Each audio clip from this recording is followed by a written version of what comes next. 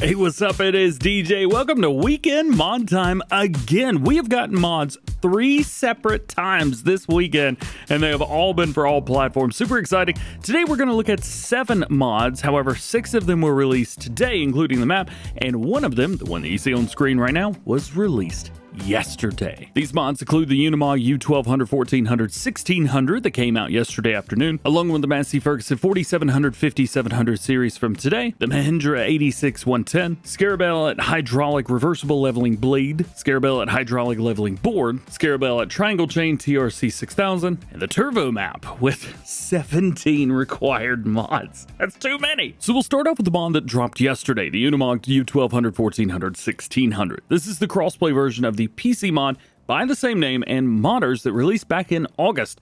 It's been a little while since we got that one. However, unlike the ones in the Mercedes-Benz Trucks pack, this actually drives like a normal vehicle in Farming Simulator, not like something that's got a banana stuck up its tailpipe. So we'll start at the top with the customization. We've got capacity options of 1,500 liters and a tipper. You've also got a 3,600 liter tipper option there. You can throw a top on it if you would like. And then we've also got some bell transports as well. These bell transports are important because we also have a truck bed weight that comes with this 1,400 kgs. With that only works with a few of these options. Doesn't work with any of the tippers, but it will work with the bell transport that we've got here with the floor cutout number 1 and the floor cutout number 2. We also have the without platform, but there's nothing that hooks up to this. Not that I know of anyway. So we'll check out some more customization options here. We're throwing the cover on the tipper because we've got options for that a little bit farther down. That's why we're doing that. Engines starts with the 155. However, that's going to cost you an extra $8,000. I wouldn't go with that one first. So checking out the 1200. So this 125 horsepower, you go up to 136, 155, 163, 211, and 241. It's got plenty of power, and it moves like something that has 241 horsepower, not something that has 41 horsepower like the one in the DLC. What brands? We got a Mercedes-Benz tire on there, which are, well, Trelleborg. To be fair, if they're not tires. Then you've got the actual Trelleborg wheel brand there. BKTs on it. Continentals, Nokian, and we've got a Lizard set as well. All of these will have some different options, which is cool, and I'm a big fan of the Mercedes wides. We'll stick that on there. Exhaust and side stickers. So we have the exhaust 1 and 2 and 3, and then we go with the exhaust 1, 2, and 3. You may have noticed it removed the stickers from the side. So that is where that is going to be. Both those are together. Beacon light options, we have a couple here. So we've got the beacon left, and then we've got kind of a different beacon left, a little bit more streamlined. Then you can also do both sides or neither. I'm actually going to do both sides, and we're going to do option number 2. Next is the roof installation. So you got an air conditioning unit. You've also got the Hella kind of light kit all the way around, and then you can also do just some spotlights. And then it does different options from different ones of those. I'm just going to go for this one right here because I think it looks the coolest. Then you have the horseshoe on the front, the sun shield, or the horn, which you're running out of room on the roof, man. And then you could just add all of them, of course, which is the one that I'm going to do. Protective installations, you've got a little bit of a radiator setup there. You've also got the headlight grills, which could be thrown on. And then we get some cool stuff here. So we have like the orange force frame, the red force frame, and then we've got the off-road. It's actually a black force frame, but it adds some extra lights on the front. I like that one. I think it looks cool. You can also go with a bull bar setup with the lights or just nothing at all. Again, I'm a big fan of this one, so we're going to throw that on there. Monitor, this is only inside. However, it does not require the MB Trucks pack to do anything because it doesn't really do anything. So don't worry about that. Front and rear hydraulics. So this is where it gets interesting. So we've got a rear hitch, rear hydraulics. I say it like that because it doesn't. Then we've got the front and rear.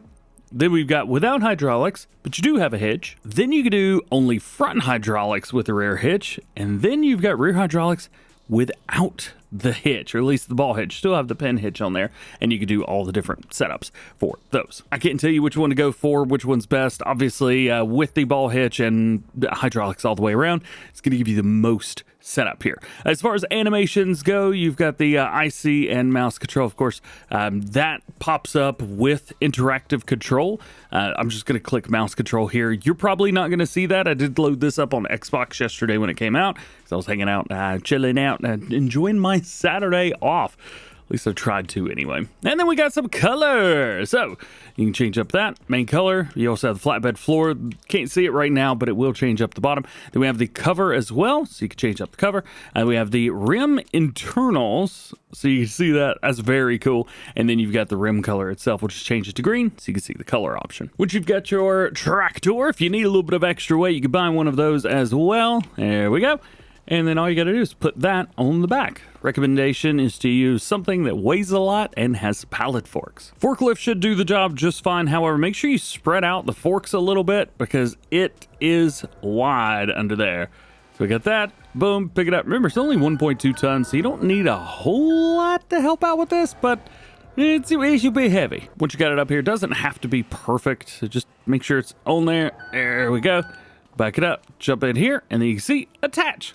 Click. And now we're ready to go. And that's about it. We do have opening doors and things like that. So if you wanted to, have doors that open, you're good to go there. You got one side, then the other one. That's pretty cool. Let's see what else we got. We've got, I think, an opening window, but I can't see it. And then we have a sliding window as well on the back. And it actually moves. It goes. It drives forwards. The one of the MV trucks does it. Oh, I want to like it so much, but it's just so difficult to drive. I don't want to sit here and just complain, but I think that more praising this one than anything. Oh yeah, lights everywhere, literally. Cool. There's so many lights on this thing. Look at that. They're so good. Now we move on to the Massey Ferguson 4700, 5700 series. This includes two tractors, 47 and the 57. You're going to see some similar customization options, things like that. However, the models are quite different, at least to me. They're quite different. So you make sure that you choose the one that you like. We're going to show off the 5700 today because I think it's a little bit different from everything else that we see. So in here, we got engines from 99 horsepower up to 130. You will see most of these same engines on the other model as well. We do have a couple different sets of tires, depending on what you like to go for. It doesn't have to be the South American setup. You can change this up to be a little bit more North American-ish. I think this looks pretty good right here. Obviously, I don't know everything about North American tractors, so there's that as well. We do also have like the BKTs and the Nokians. They look very similar. I'm kind of digging these BKT road tires here. But as always, you can do some pretty wild and crazy stuff with this. Somebody say rice? Is this rice? Yeah, rice. Then we get into options. You got your configuration. You've got a front bumper on there. You've got a weight with the shovel through it or nada. Exhaust options. We have a couple different ones for you for it there. I would be careful about that one because that's just going to go straight in the face whenever the wind blows. You've also got some front fenders, rear fenders, or nada. I think we're going to go for all of them. It looks pretty good. Mirrors as well. You can add those too. Those are very, very important to have. So you got to have those. Beacon lights, of course, get a couple of those, left to right, both or none. Then we get into the part where we can start adding different canopy options. So that's pretty cool. I kind of dig this one. That one looks pretty good, but you can also throw in like the front glass, which helps out a lot as well. Then you get into the window, which, well, for this one is only going to be doing anything for the front. You see we got little glass windows there. I don't know why they're there, but they are, so it is what it is. Reverse beep, yes or no. Chain wrapped around the front, yes or no. You've also got the side grids. Then you have either black or red. Chassis setup right here, a little bit darker. I like that a little bit darker. I think that looks good. You know what? Let's go black on both of those. Rear hitch, you've got a standard hitch, or you can go with the BR hitch. You know what? Keeping it cool, we'll put the BR on there. Then we have the main color. So you can either do red or you could do black for that. And then we have rim colors as well, which you could change up. Actually, how's the red on red? Not too shabby. Still like the silver. Yeah. And just so you can kind of go through and see the different customization options on the 4700 as well. So you can see, obviously, we have the same stuff. This does have animations. However, they are only for mirrors, and I didn't put them in, but you will be able to move those around. You'll also be happy to hear that this thing gets up and moves, which I'm very happy about. Now, from the same modders, we also have the Mahindra mods. We've got the Mahindra 86 110. So you've got the enclosed, or you've got the canopy set. Since we did the canopy on the last one, let's check out the enclosed version. So engines between, it doesn't even say horsepower in here. Why didn't it say horsepower? It's 110 to 150. So there's that. We'll just throw a chiptune on and call it a day. Wheel brand's going to be the same thing as the other one as well. So you've got all kinds of different stuff through here. Looks like we did have one or two extra ones as well. That's pretty cool. You can go with the Scarabelot as well. However, I've kind of got a Scarabelot overload today.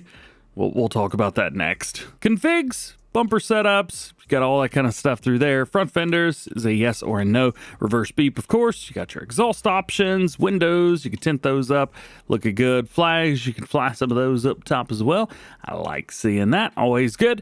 You got auxiliary options, of course, the chain on the front, the shovel on the side, not through the weight this time. We've got a big antenna as well, water reservoir, you can throw those in there too. There it is on the side. Perfect, perfect. Beacon light options, same as the other tractor. It's almost like they were made by the same modder. They were. So you got the same hitch on the very back. You've got your front loader options for this one, which the other one did not have. And then we've got colors for main and rim. Then we get into the Scarabelot mods. And we have 3 of them, and they are 3 of the 17 required mods for the map from the same modder. Comes with 2 versions. You can either use it as a leveler or open fields, where it works as a cultivator, and then you can change up your wheel setup here. You've also got the Scarabelot hydraulic leveling board, which kind of does the same thing. This is a cultivator. And then you've got the triangle chain. This one is set up as a disc harrow, but you're going to see similar results in the game. As far as all 3 of these are concerned, this one's got a 6 meter working with, 150 horsepower is required on it. If we go take a look at the first one that we looked at, yeah, the first one, they all look the same to me. This one's 4.2 meters at some kind of horsepower, doesn't say. And then you've got the large boy right here, 5 meters at 100 horsepower. And lastly, we have the Turvo Map by the same modders that brought you those Scarabelot mods.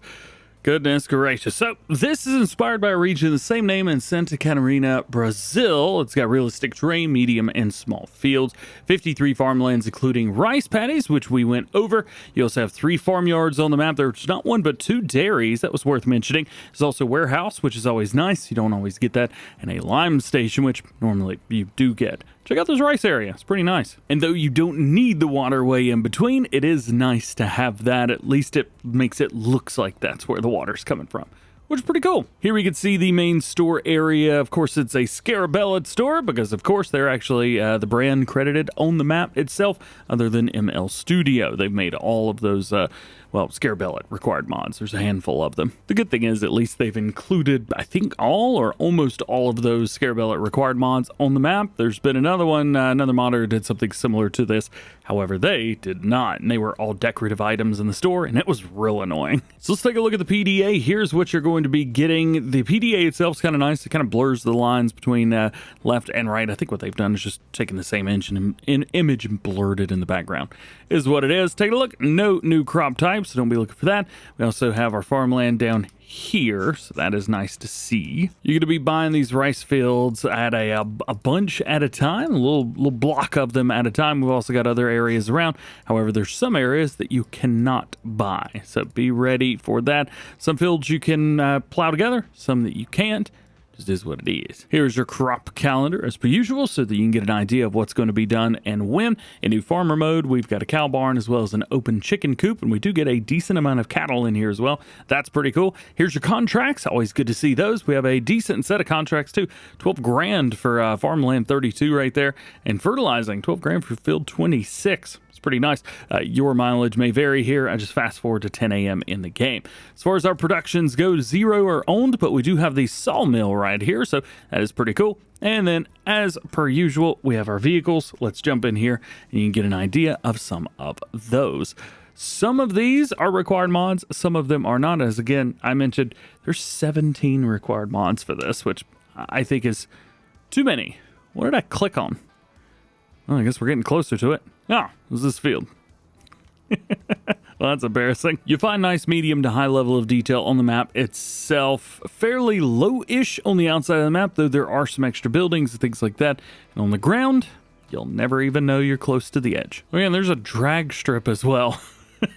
That's pretty cool. A drag strip can be found right here, by the way, if you're curious. Lastly, here are your 17 required mods if you guys want to pause and take a look. And that's it. That is everything I've got for you for this one. Hope you enjoyed. Drop a like, get subscribed if you're new, and join the DjGoHam fam. Double check those notifications. That way you never miss videos like this one. If you missed Goldcrest Valley from yesterday, definitely check that out. It was basically a glorified map preview, I guess.